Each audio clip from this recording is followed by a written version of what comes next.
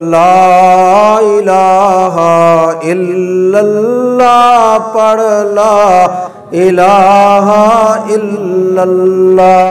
جو لوگ حرمین شریفین میں مکہ میں یا مدینہ میں صفائی کر رہے ہیں ان کو صدقہ دے سکتے ہیں، بالکل دے سکتے ہیں۔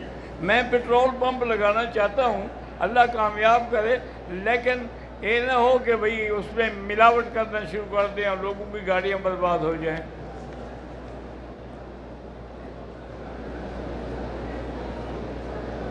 کہتے ہیں جی کہ ہمارے والدین نے اپنے سونے کے زیورات اور جو سونا تھا وہ گھر کے کسی کونے میں زمین میں دبا دیا تھا چوری نہ ہو جائے۔ وہ فوت ہو گئے، کسی کو بتا کے بھی نہیں گئے، پھر یہی نتیجہ نکلتا ہے نا، دنیا کی محبت کا انجام پھر یہی ہوتا ہے۔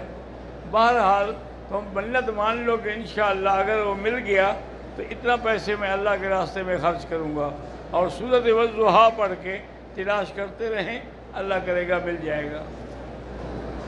ہندوستان سے آیا ہوں حج کے ارادے سے، اب تک کوئی کیفیت اور طلب محسوس نہیں کر رہا، نہ خانہ کعبہ کو دیکھ کر نہ مدینہ منورہ کو دیکھ کر۔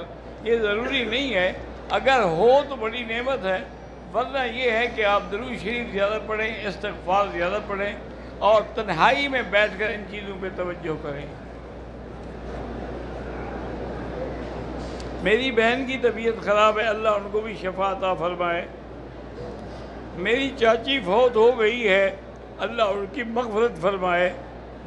مجھے چہرے پر بیماری کی وجہ سے داغ پڑ گئے ہیں، اللہ سے دعا مانگا کریں اور سورۃ فاتحہ پڑھ کے پورے چہرے پہ ہاتھ پھیرا کریں۔